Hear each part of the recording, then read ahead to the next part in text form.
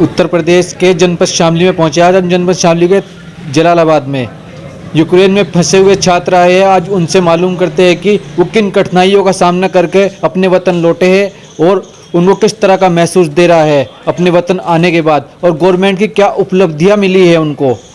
बने रहिए फैसल मलिक के साथ। भारतीय जनता पार्टी महिला मोर्चा जिला अध्यक्ष का बेटा यीशु सिद्धार्थ पाल यूक्रेन से सुरक्षित अपने घर पहुंचा। परिवार वालों ने सरकार का आभार जताया। जी, आपका नाम? मेरा नाम कुसुमलता पाल है, भाजपा महिला मोर्चा जिला अध्यक्ष हूँ। जिस तरह से आपकी खबरें प्रकाशित हो रही थी और आप अपने बच्चे को लेकर काफ़ी चिंतित थी और अब आपका बच्चा आपके पास है, तो अब आप कैसा महसूस कर रही हैं? मैं बहुत खुश महसूस कर रही हूँ, अपने आप को बहुत ही खुश नसीब हूँ कि मेरा बच्चा सुरक्षित अपने घर आया। इसलिए मैं बहुत ही अपने आप को खुश नसीब मानती हूँ कि मेरा बच्चा मेरे पास सुरक्षित आ गया है। तो आपके बच्चे को यहाँ पहुँचाने में किसने मदद की? किसने यहाँ पर पहुँचाया? मेरा बच्चा यहाँ पे पहुँचा है जो हमारे आदरणीय प्रधानमंत्री नरेंद्र मोदी जी हैं, उनके द्वारा मेरा बच्चा यहाँ पे सुरक्षित पहुँचा है और उनका मैं बहुत बहुत धन्यवाद करना चाहती हूँ तहे दिल से। जिस तरह से वहाँ आपका बच्चा भयभीत और दहशत के माहौल में था, अब आने के बाद आपका बच्चा किस तरह से क्या खुशी महसूस कर रहा है? मेरा बच्चा बहुत खुश महसूस कर रहा है अपने आप को। तो आप इसे भारत सरकार का क्या धन्यवाद देना चाहती हैं? भारत सरकार का मैं धन्यवाद करना चाहती हूँ कि उन्होंने इतना अच्छा काम किया है। इससे बढ़कर मेरे लिए क्या हो सकता है। जो मेरा एक भारत का लाल और अपने देश अपने वतन लौटा सुरक्षित, और उन्होंने घर तक पहुँचाने की जिम्मेदारी उन्होंने खुद ली है, तो मैं उनका बहुत बहुत तहे दिल से धन्यवाद करना चाहती हूँ। और सबसे बड़ी बात तो यह है कि जिस माँ ने उन्हें जन्म दिया है उनका भी मैं बहुत बहुत धन्यवाद करना चाहती हूँ। और आदरणीय प्रधानमंत्री जी का तो मैं बस जितना भी शुक्रिया अदा करूँ उतना ही मेरे लिए बहुत कम है। जी, आपका नाम? मेरा नाम ईशू है जी। आप जैसे कि यूक्रेन में फंस गए थे, एमबीबीएस की पढ़ाई करने लिए गए थे, तो आपको उस समय कैसा माहौल प्रतीत हो रहा था? जी बस माहौल तो बहुत ख़राब था। बहुत ज़्यादा बच्चे वहाँ पे फंसे हुए हैं अभी भी। हम लोग तो काफ़ी बच्चे वापस आ चुके हैं, पर अभी तक बहुत बच्चे वहाँ पे अटके हुए हैं। तो आप किस तरह वापस आए वहाँ से? हम लोगों ने अपनी सिटी से बस की थी बॉर्डर के लिए, रोमानिया बॉर्डर के लिए हम लोग निकले थे। फिर हम लोगों ने लगभग 12 किलोमीटर पैदल चल के बॉर्डर क्रॉस किया। हम लोगों को बॉर्डर में एंट्री मिली रोमानिया बॉर्डर में। रोमानिया गवर्नमेंट की बहुत अच्छी हॉस्पिटैलिटी थी। उन लोगों ने हम लोगों को बहुत साथ दिया, खाना पानी शेल्टर सब चीज़। वहाँ पे हमारे शेल्टर में लगभग 270 के करीब बच्चे थे वहाँ पे अटके हुए। उन लोगों ने हर चीज़ प्रोवाइड की, जूते जुराब पेस्ट कोलगेट सब कुछ बहुत अच्छी हॉस्पिटैलिटी थी उन लोगों की। तो आप दिल्ली एयरपोर्ट पर किस समय पहुँचे? मैं दिल्ली एयरपोर्ट पे परसों रात 12 बजे आ गया था। तो इसमें आप भारत सरकार को क्या धन्यवाद करना चाहते हैं? भारत सरकार को धन्यवाद करना चाहेंगे। हमारे शेल्टर में ज्योति आदित्यनाथ सिंधिया जी एमपी के जो मिनिस्टर हैं, वो हमारे शेल्टर में आए थे। उन्होंने हमें आश्वासन दिया था कि 36 घंटे में हम लोगों को वहाँ से निकाल देंगे।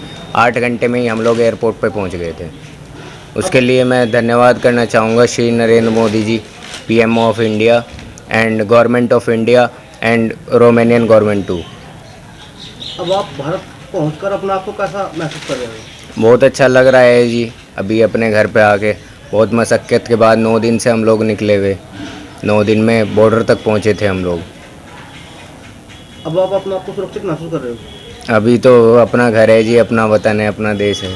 जिस तरह से वहाँ बम्बारी हो रही थी और आप बहुत ज़्यादा दहशत में भय में थे, जी तो उस समय का क्या माहौल था? बहुत डर का माहौल था जी। सब बच्चे बहुत परेशान थे। घर भी कांटेक्ट नहीं हो पा रहा था हम लोगों का, घर भी बातचीत नहीं हो पा रही थी। बहुत डर का माहौल था।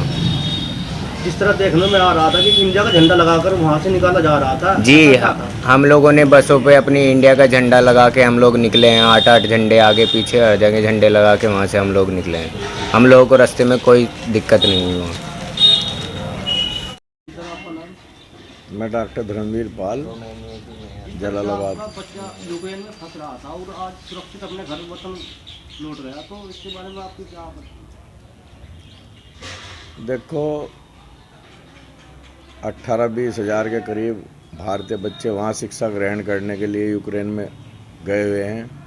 वैसे तो कई कंट्रियों में 6-7 कंट्रियों में भारत के बच्चे गए हुए हैं, जिसमें रूस में भी लगभग 25,000 के करीब बच्चे अध्ययनरत है फिलहाल। उसके बाद यूक्रेन का नंबर आवे, अदर इंडिया से जो बच्चे गए हुए हैं, यूक्रेन के बाद तजाकिस्तान या अदर कंट्रियों में 8-10 कंट्रियों में लगभग जो है 1 लाख के करीब बच्चे बाहर चिकित्सा शिक्षा की पढ़ाई करने के लिए गए हुए हैं। अब कुछ लोग ये कहते हैं कि भाई ऐसा क्या ज़रूरी था वहाँ जाना। देखो, भारतवर्ष में हमारे यहाँ अभी 3 साल से लगभग 3-4 साल से ये नीट द्वारा एडमिशन होते हैं और हज़ारों बच्चों में नीट के माध्यम से एक बच्चे का सिलेक्शन हो पावे। बहुत कठिन परीक्षा है नीट की, जो भारतीय गवर्नमेंट हर वर्ष जो है कराती है। अब कुछ बच्चों का यहाँ एडमिशन हो जाता है। हालांकि भारत सरकार और उत्तर प्रदेश सरकार ने कई सारी सीटें बढ़ाई हैं, हज़ारों की संख्या में उत्तर प्रदेश के योगी गवर्नमेंट ने भी सीटें बढ़ाई है MBBS की। पर अब भी जो जितनी सीटें यहाँ बच्चे जितने डॉक्टर बनना चाहते हैं उतनी सीट भारत सरकार उपलब्ध नहीं करा पा रही। अब मैं भारत सरकार से मांग करता हूँ कि बाहर जाने की नौबत ना आए, बच्चे यहीं जो डॉक्टर बनना चाहते हैं अपने देश में अपने वतन में शिक्षा ग्रहण कर लें। तो यहाँ सीटें बढ़ाने की अति आवश्यकता है।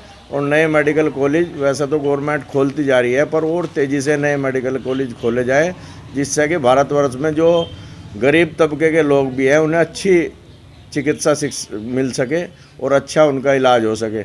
हमारा बच्चा भी गया था, ये इसका 4था वर्ष है MBBS की पढ़ाई में। वहाँ 6 वर्ष की होती है यूक्रेन में, और जो MBBS MD करा के बच्चे को वहाँ से भेजते हैं। उसके बाद में अब गवर्नमेंट ने ये कर दिया है कि यहाँ के बच्चों की भी और जो विदेश में पढ़ के कहीं से भी आते हैं, चाहे यहाँ का प्राइवेट स्कूल हो या नीट के माध्यम से हो, सभी बच्चों की एक संयुक्त परीक्षा होगी। उसके बाद ही इनके रजिस्ट्रेशन संभव हो पाएंगे। अब जो विदेश में पढ़ता है उसे भी वही परीक्षा देनी पड़ेगी, और जो इंडिया में प्राइवेट में पढ़े चाहे सरकारी में पढ़े, चाहे नीट के माध्यम से वो पढ़ कर आया हो, सभी को एक परीक्षा देनी पड़ेगी। उसे पास करने के बाद ही इन्हें रजिस्ट्रेशन नंबर दिया जाएगा और ये डॉक्टर माने जाएंगे। तो कोई अंतर तो है नहीं। वहाँ पढ़ाई में सिर्फ ये अंतर है कि वहाँ 3 साल तो इन्हें लिटरेचर के माध्यम से परीक्षा पढ़ाया जाता है, और उसके बाद में जो है वहाँ 3 साल हॉस्पिटलों में इन्हें अपनी जो है अप्रेंटिस करनी पड़ती है। हमारे देश में अप्रेंटिस 1 साल की है। मेरी एक बेटी भी MBBS कर रही है, उसकी अप्रेंटिस चल रही है, उसे 8 महीने हो चुके, उसका नीट में नंबर आया था। अब मैं तो अपने बच्चों को इसी पेशे की तरफ ले जा रहा था कि मानव सेवा एक चिकित्सा माध्यम है और इससे बढ़िया कोई माध्यम नहीं है। पर ये त्रासदी इस तरह की हुई कि यूक्रेन में युद्ध हो गया। अब 3 साल इसे हो चुके और 3 ही साल बाकी हैं।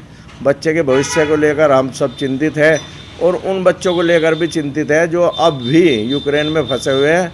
मैं भारत सरकार से, माननीय मोदी जी से, हालांकि इन्होंने अपने 4 मिनिस्टर वहाँ रात दिन लगा रखे हैं, मैं ये चाहता हूँ कि और तीव्रता से जो बच्चे वहाँ बंकरों में फंसे हुए हैं और अपने को असहाय महसूस कर रहे हैं और बिस्कुट घोल घोल के पीने की उनकी नौबत आ गई है, पानी में बिस्कुट घोल घोल कर वो अपनी दिनचर्या चला रहे हैं, तथा ठंड भी वहाँ बहुत ज़्यादा है, उन्हें तुरंत भारत सरकार निकाले। भारत सरकार का हमारे इन बच्चों को यहाँ लाने के लिए भारत सरकार अपने खर्चे पे लाई है। बहुत बहुत उनका तहे दिल से हमें जो है बहुत बहुत धन्यवाद देना चाहते हैं, और माननीय मोदी जी का भी बहुत बहुत हम शुक्रिया अदा करना चाहते हैं कि उन्होंने हमारे बच्चों को भारत में अपने वतन में पहुँचाया।